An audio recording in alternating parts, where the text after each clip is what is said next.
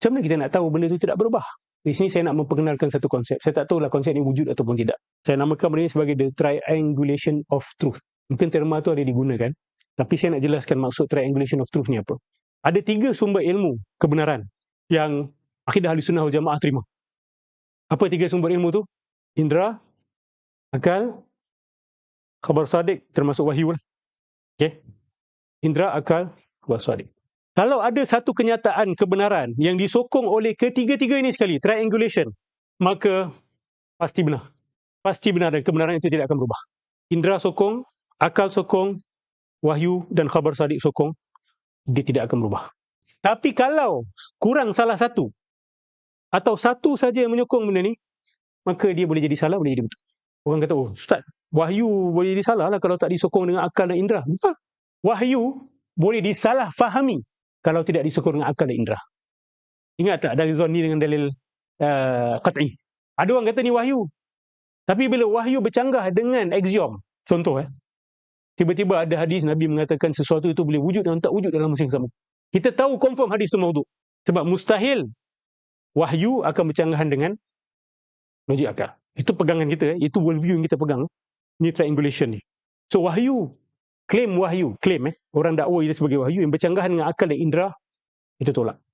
Ini boleh orang salah faham. Sebab tu Imam Fakhruddin Razi pun disalah fahami dalam bab ni. Itu seolah-olah macam, oh, meninggikan akal. Tak, jangan salah faham. That's not what we meant. What we mean is, wahyu tidak akan boleh bercanggah dengan akal, dengan indra. Kalau dia bercanggah, that means something is wrong in the narration. Bukan something is wrong pada kalam Allah dan pada kalam Nabi. Tapi pada dakwaan bahawa itu adalah wahyu. Clear Simple-minded people may not able to understand this.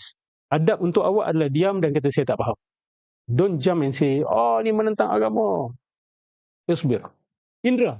Dapatan indra, kalau tidak disokong dengan akal dan tidak disokong dengan wahyu, boleh jadi salah. Contoh, kita lihat matahari nampak kecil kan? Budak-budak, dia tak tahu matahari itu besar. Dia akan kata, how big is matahari? Maybe dia akan angkat tangan dia buat macam ni. Yeah, this big. I see the sun is this big. Betul ke salah dapatan indra dia? Yang membetulkan kesalahan dia siapa? Akal. Dari kajian kita, inference kita, kita dapati bahawa no, the sun is way bigger than the earth. So itu dapatan indra yang tidak disokong oleh akal dan tidak disokong oleh wahyu. Akal pula.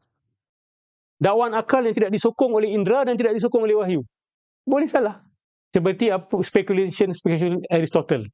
Dia kata dua benda yang beza berat, yang lebih berat bila dicampak, yang lebih berat akan sampai tanah dulu. Betul tak sebenarnya? Tak betul.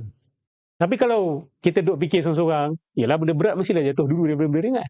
Saya bukan kata bola besi dengan feather. Feather ni yang melambatkan turun dia sebab resistance kan. We're talking about two balls. Two steel balls. Ni 5 kilo, ni 3 kilo. Bila campak, dua-dua sampai pada waktu yang sama. Betul kan? Tapi Aristotle kata dia akan sampai pada waktu yang berbeza. Sebab yang lebih berat akan sampai dulu. Itu speculation akal dia. Dan tidak disokong oleh indra. Dan of course lah, wahyu tak ada cakap benda ni lah. Jadi akal yang berdiri sendiri tanpa disokong oleh indra dan wahyu, boleh salah. Dan boleh juga betul. Boleh juga betul. Tapi boleh. Tapi kalau ada triangulation of truth ini, kita accept dia as truth. Ada sebahagian fakta sains yang disokong oleh akal dan disokong oleh wahyu. Itu tidak akan berubah. Faham Where I'm getting at Ada kenyataan akal yang disokong oleh wahyu dan disokong oleh indra. Itu juga kita tak boleh tolak. Ada kenyataan wahyu yang disokong oleh akal dan juga indra. Itu juga confirm sahih. Confirm sahih dan confirm kita kata benar. So mesti ada triangulation.